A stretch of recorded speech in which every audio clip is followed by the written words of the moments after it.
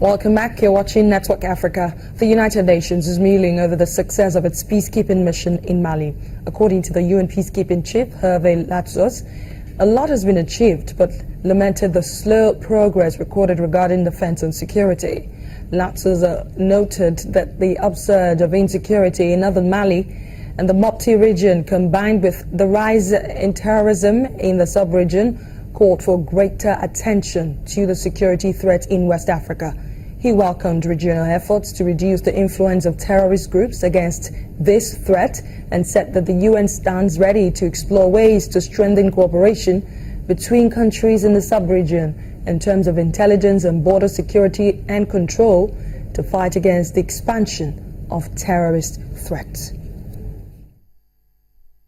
Today, for the past 6 months or so, we haven't seen any fighting among the Malian parties.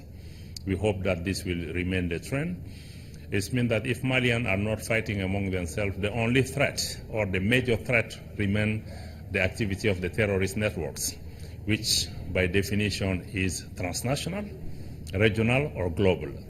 For that to be addressed, the MINUSMA mandate is only for Mali, while the threat is transnational. So we need to encourage and support the regional initiative, like the one coming from the G5, the Sahel 5-country Mali, Burkina Faso, Niger, Chad, and Mauritania, who have decided to pull their effort and to put in place a regional mechanism to fight against the terrorist network.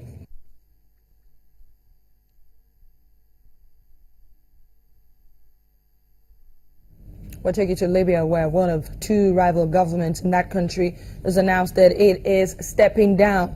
The announcement comes less than a week after the arrival in Tripoli of the UN-backed National Unity Government. The Tripoli-based administration said it was standing down to prevent further bloodshed. Since 2014, Libya has had two competing administrations, the one in Tripoli backed by powerful militias, another in the eastern city of Tobruk. The Tobruk-based administration, formed by the House of Representatives, still opposes the UN-backed body. Let's get the latest from VOA Correspondent Edward Yeranian joining us from Cairo. He's been monitoring the story closely. Thank you so much for speaking to us on the program. My pleasure. Many would say this is some sort of progress, right? What more do we know about this rival group's plan to step down? Well, it's tough to say what is progress and what is actually taking a step backwards. It looks on the surface of it that this is progress. Of course, the mere fact that the government in the East and the government in the West, or what are passing for the government in the East and the government in the West now, are still not on the same wavelength means that you have the same conflict on the ground, other than the fact that perhaps a little less chance of friction in the west of the country, in Tripoli, since most of the factions are saying that if they are not recognizing the new government, at least they're not going to oppose it. What we know is that the government, the parliament in Tobruk, in the east of the country, postponed a session yet again today to approve the new government. Its parliament speaker insists that he accepts the new government, but he doesn't accept the composition of ministers inside that government. Now, the parliament in the East already asked Mr. Siraj, the prime minister designate, to come up with a new cabinet. He originally had a cabinet of 32 members. Then he brought it down to, I guess, 18, as the parliament suggested. But the problem is the key portfolios, that is the Interior Ministry and the Defense Ministry, and I don't think they're going to resolve that very quickly.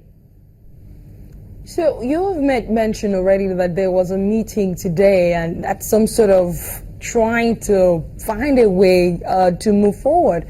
Apart from these meetings, what more do we know that this UN-backed government is doing to make sure that they have the Tobruk faction on their side?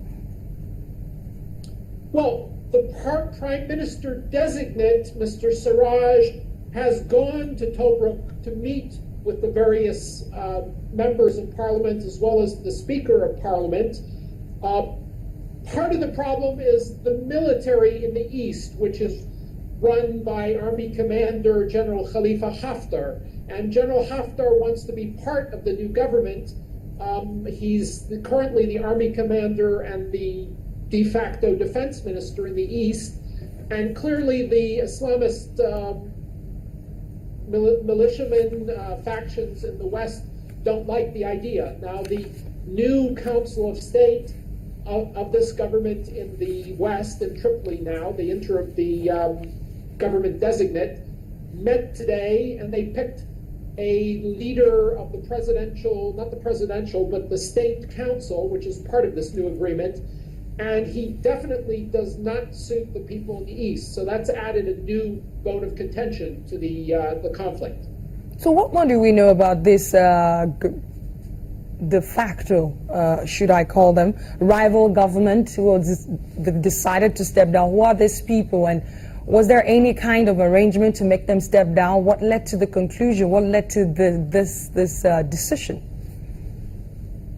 Well, it's very complicated militia politics. The government, the prime minister of the de facto government in Tripoli, was called back to Misrata, which is his hometown, by the militias there, and told to step down, according to several Libyan media sources. The government and the parliament met yesterday.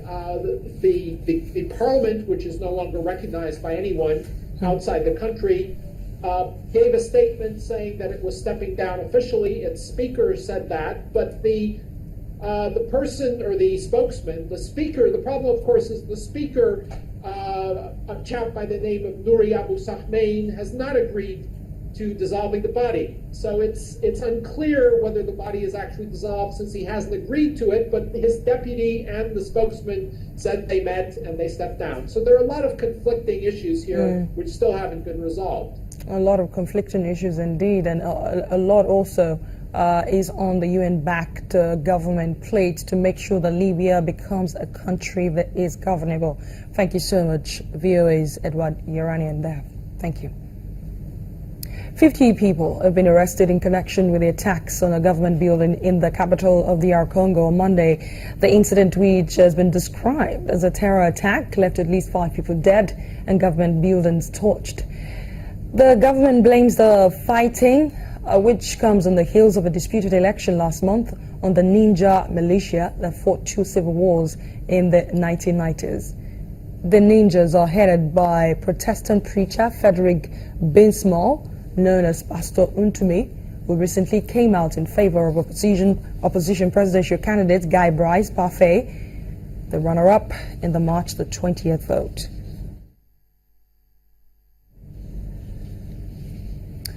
The death toll from yellow fever outbreak in Angola has risen to 225, with an estimated 1,600 cases now recorded. Angola's health minister, Luis Sambo Sambo, told a news conference that after meeting with World Health Organization officials, the disease had spread to 16 of the country's 18 provinces. The health minister notes that the need to increase the country's response capacity, is indeed rife in both technological resources, such as medicines and vaccines, as well as in personnel.